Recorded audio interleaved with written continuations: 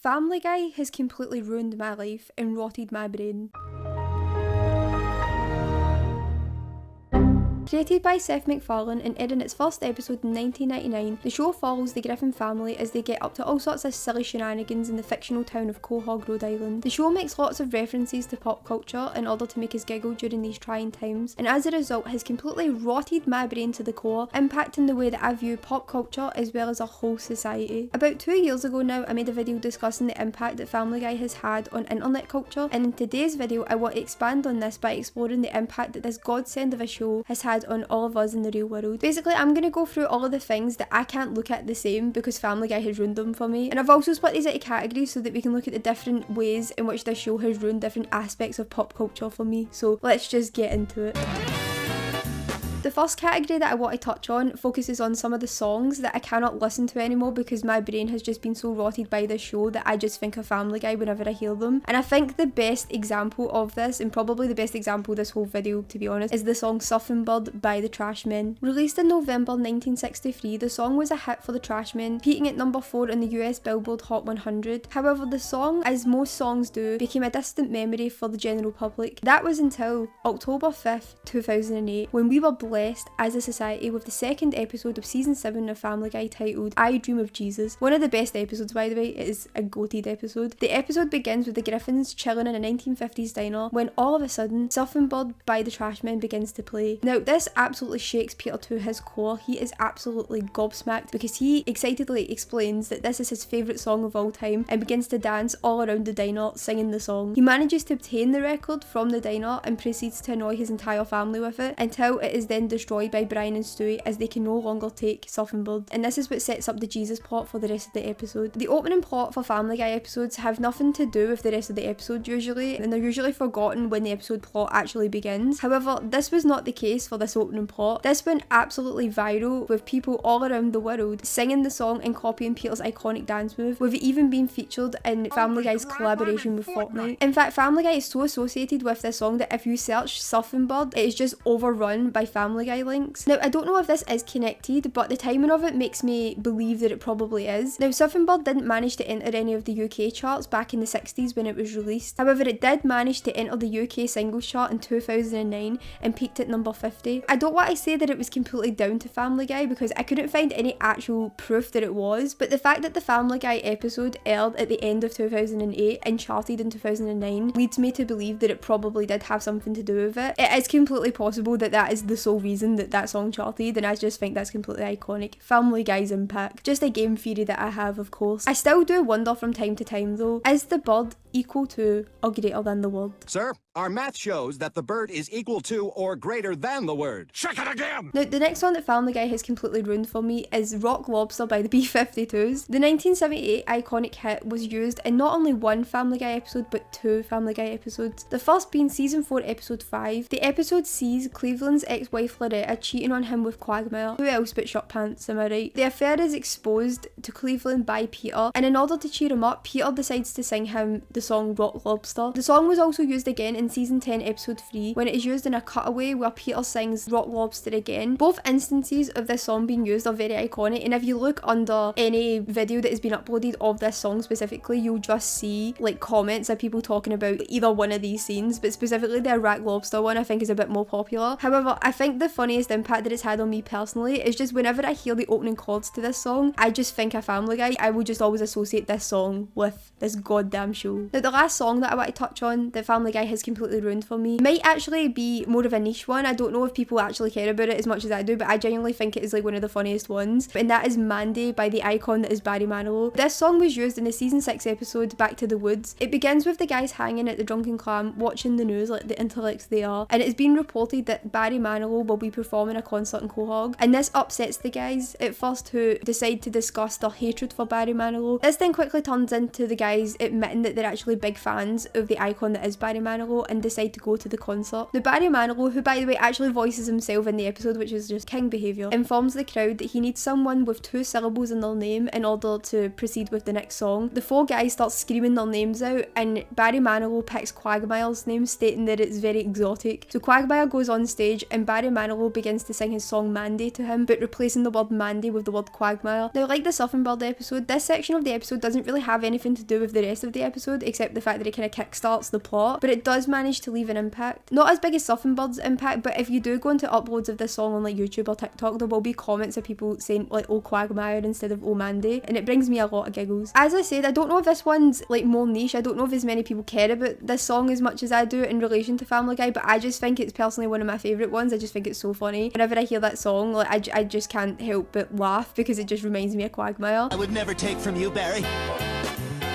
Now Family Guy has parodied or referenced many celebrities and had many celebrity voice actors throughout the years. However, it doesn't necessarily mean that I think of Family Guy whenever I hear or see them. However, there are a couple of celebrities that if I hear their voices or see them, it just makes me think of Family Guy. My Family Guy rotted brain kicks in, if you will. Now, the first one I want to touch on, and probably like one of the best examples of what I'm talking about with this video, is with the actor James Woods. Woods voiced himself in a total of 8 separate Family Guy episodes. The first being season 4 episode 11, Peter's Got Woods, which is an episode about James Woods becoming Peter's homie and slowly becoming a crazy bitch, ended in Peter and Brian using pieces of candy to trap him in a wooden crate, and this leads to James Woods becoming incredibly salty with Peter and the rest of the Griffins. And the episodes that follow with James Woods in them show James Woods terrorising the Griffins, with episodes like season 5's Back to the Woods and season 8's Brian's House of Pain highlighting the salty attitude that James Woods has towards the Griffin family. They did actually kill James Woods' character off in season 9, however they did bring him back to life again in season 10. He would appear in a handful of episodes after this, with his last appearance being in the season 15 episode Inside Family Guy, which was a parody of Inside the Actors Studio. It seems that the character of James Woods is no longer used, and there's many rumours as to why this is the case. Many speculate that it's probably because of his political views, but I did see a rumour that said that it was because he had a disagreement with one of the scripts that was written, but I don't know if, like, I couldn't really find much evidence on that, so if anyone knows or has any insight as to why James Woods is not in Family Guy anymore, like, please let me know. Now, you may be wondering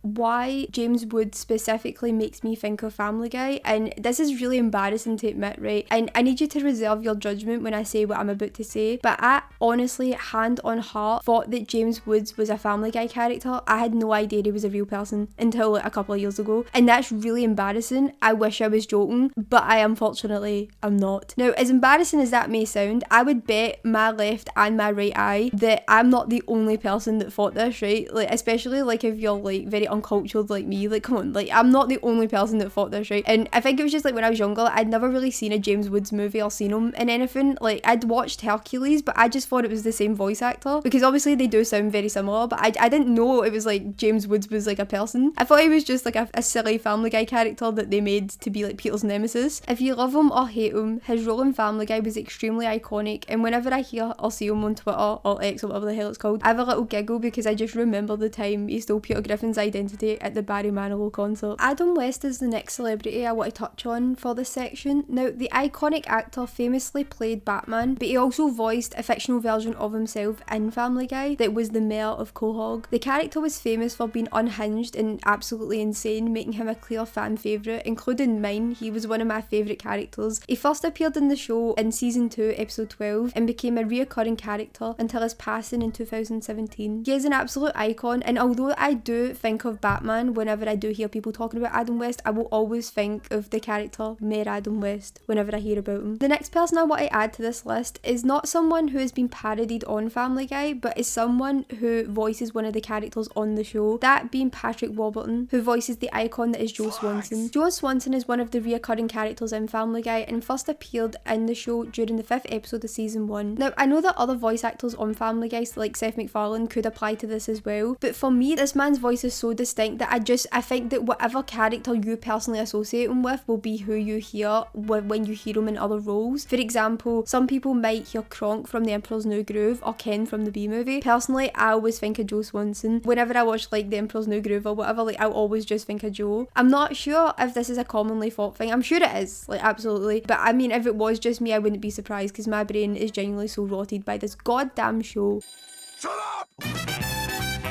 Family Guy is famous, as I said, for the pop culture references, and this extends to media such as TV shows and movies. There are two movies that I genuinely cannot look at or think of the same because of this goddamn show. The first one being the movie Roadhouse. In season 8 episode 4, Peter obtains a copy of the movie Roadhouse, and after watching the movie comes to the conclusion that all of life's problems can be solved by kicking or by booting people around, if you will. For the first half of the episode, Peter kicks his way around town, and this leads to the actual plot of the episode beginning. Now, this could just be seen as a silly Family Guy opening plot if it wasn't for the iconic way Peter looks at the audience after he kicks something or someone and says Roadhouse. The Roadhouse gag has shown up in a couple of episodes, with my favourite being the one that Peter does with Dr. House. House.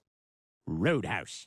That too. Just like the other things I've mentioned in this video, when you search up Roadhouse on Google, Family Guy will often be the next thing that appeals after it. The second movie and the last thing I want to touch on in this video is the movie The Godfather. Season 4 episode 27 sees the Griffins' house being robbed, and in order to avoid getting scalped about by the robbers, the Griffins decide to hide in Peter's bunker. In order to pass the time, Peter decides to tell his family their family history. Antics take place and they end up setting the sprinklers off in the bunker. They're unable to open the door of the bunker, and this leads to the water levels rising, leading to them thinking that they're gonna die. And as a result, Peter decides to share one last secret with his family, that being that he did not care for the movie The Godfather. After arguing back and forth with the rest of his family, Peter blurts out one of the most iconic phrases known to mankind, that being that he doesn't like The Godfather because it insists upon itself. Now, this one line has made it so whenever anyone mentions this goddamn movie, I just hear Peter Griffin whispering to me that it insists upon itself, and I must repeat it. If anybody tells me that this is their favourite movie, I will just say to them, it insists upon itself. I've lost many a friend over it, but it has to be said. You cannot mention this movie without thinking that it just insists upon itself. And do you know what's so funny is that I low-key get what he means. Low-key kind of understand what he means. Like, unpopular opinion, but Peter kind of had a point. I'm kidding on. The Godfather is actually a very good movie, but it's just funny that it's just known forever now as the movie that insists upon itself. This scene has also become a huge meme as well on like TikTok and stuff like that. Whenever people talk about The Godfather, they will just say that it insists upon itself, comparing it to like other movies and saying that those movies are better and that The Godfather kind of sucks because The Godfather insists upon itself. I just think it's so funny because it really does highlight that this show really has rotted all of our brains.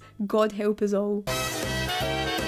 I'm not sure if this video was a dumbass idea or not, or if it makes any sense or whatever, right? But I hope that it at least helps other people know that if you're suffering with Family Guy brain rot, you're not alone. And it's important to remember that even at your lowest, you'll always be a Family Guy. My brain is so rotted, man. Someone please help.